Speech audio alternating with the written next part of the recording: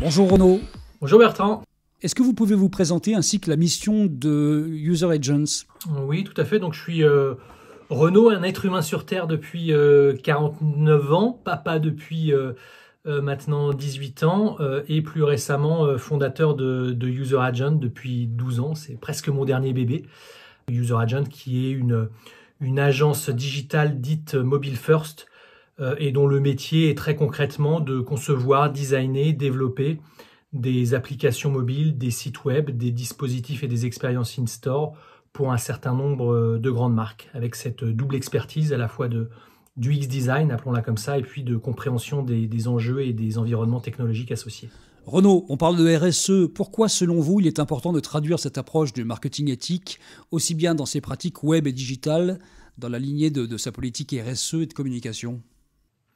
Eh bien, parce que je pense qu'on est à un moment où on doit apporter un certain nombre de preuves. C'est vrai que les entreprises aujourd'hui se disent à mission, avec de l'impact sur la société. Maintenant, ça doit passer par un certain nombre de preuves. Donc, il y a beaucoup de travail qui a été fait sur la chaîne logistique, sur la fabrication des produits. Et ben maintenant, on va aller un cran plus loin, c'est-à-dire qu'on va aussi demander aux interfaces digitales d'être une forme de preuve de cette mission, et ça va passer par un certain nombre d'engagements. Mais c'est vrai qu'il n'y a pas de raison que le numérique ou le digital, appelons-le comme on veut, qui est souvent considéré comme une réponse à un certain nombre de crises, de besoins, ne soit pas aussi redevable d'un certain nombre d'actions et d'engagements. Et donc on va voir qu'aujourd'hui, lorsque l'on conçoit un site ou une application mobile, eh bien on doit être la preuve, on doit démontrer que on est un élément de réponse des entreprises aux grandes problématiques de notre société actuelle. Quels sont les 3 leviers que vous avez identifiés pour un engagement RSE ? Il y a trois éléments majeurs, effectivement. Le premier, c'est tout ce qui va tourner autour de l'impact environnemental, et donc ce qu'on regroupe sous le terme d'éco-conception, c'est-à-dire de quelle manière, on y reviendra, mais de quelle manière dans la conception d'interfaces digitales, d'interfaces numériques, on essaie de minimiser l'impact environnemental que créent ces interfaces, puisqu'à chaque fois que vous consommez un site ou une application, eh bien vous consommez de l'énergie et ça a une empreinte carbone non neutre. Ça, c'est le premier levier. Le deuxième, qui est le plus récent d'ailleurs, le deuxième tourne plutôt autour de l'accessibilité. Donc là, on est au contraire dans l'ouverture et l'accueil du plus grand nombre, puisque c'est fondamentalement la promesse d'Internet, c'est d'offrir à tous, quelle que soit votre langue, quel que soit votre pays, quel que soit votre niveau d'éducation, quel que soit votre terminal d'accès, mais aussi quelles que soient vos aptitudes intellectuelles et physiques, c'est l'accès à l'information.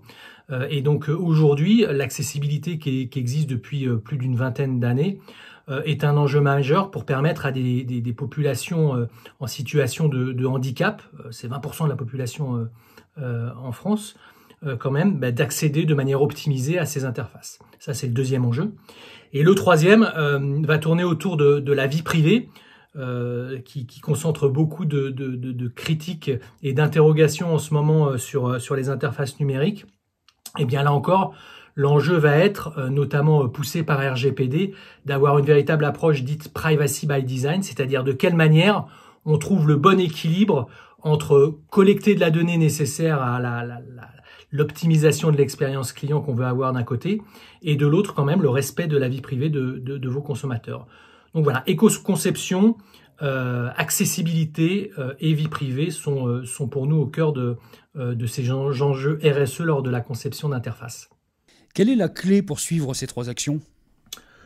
Aujourd'hui, je pense que il y a 2 éléments majeurs. C'est que ces éléments-là sont souvent des éléments présentés en amont des projets, notamment dans les phases d'appel d'offres ou dans les phases contractuelles. On a des clauses autour de l'accessibilité, on a des clauses autour bien évidemment du RGPD, c'est assez essentiel compte tenu des impacts pour les entreprises. Un petit peu moins sur l'éco-conception parce que c'est le dernier né, mais ça arrive. Donc c'est bien traité, on va dire, au niveau contractuel et au niveau de l'appel d'offres. Après, dans la vie du projet, c'est-à-dire quand on conçoit réellement l'interface, l'UX, les fonctionnalités, le design, les choix technologiques de développement, ces éléments-là sont quand même malgré tout un petit peu mis au second plan dans la conduite du projet. Or, on devrait, comme on pilote le budget, comme on pilote le planning, on devrait piloter aussi l'avancement du projet et les engagements du projet sur ce type de critères pour s'assurer que tout au long des différentes phases projet, on n'oublie pas d'intégrer à chaque page, à chaque fonctionnalité, un élément sur l'accessibilité. Est-ce que mon interface fonctionne pour des gens qui ont des déficiences visuelles? Est-ce que j'ai besoin de vraiment collecter cette donnée à cet instant-là pour le consommateur? Est-ce que c'est dans son bon moment? Voilà. Est-ce que les appels réseau peuvent être optimisés pour éviter d'utiliser trop de bandes passantes? Voilà, ça doit se faire tout au long du projet et aujourd'hui, on a une petite faiblesse à ce niveau-là. Et puis, on a une deuxième faiblesse, encore, parce que c'est récent et que tout ça reste bien évidemment encore un combat, c'est une fois que le projet est lancé, la plupart des entreprises ont des cockpits de données, des dashboards de suivi des performances du service. Donc on a des indicateurs, des KPI comme on dit techniques, on a des KPI qui concernent la performance business, le chiffre d'affaires généré, le taux de conversion, etc., etc. Mais on n'a pas encore, au niveau de ce cockpit de données, des indicateurs et des objectifs associés à ces indicateurs sur l'accessibilité, sur l'éco-conception et la consommation énergétique du service, et puis aussi sur la manière dont on gère la vie privée. Et je pense qu'il est temps de le faire parce que, comme sur d'autres sujets, on le voit arriver avec le Nutri-Score sur l'industrie du fooding, bientôt il y aura des labels, il y a déjà un certain nombre de labels qui arrivent, et donc au lieu de subir ces indicateurs et ces labels, je pense que les marques doivent se mettre dans une démarche proactive pour anticiper le mouvement et être en capacité demain de répondre aux plus hautes exigences de ces différents indicateurs. Merci Renaud. Merci Bertrand, bonne journée.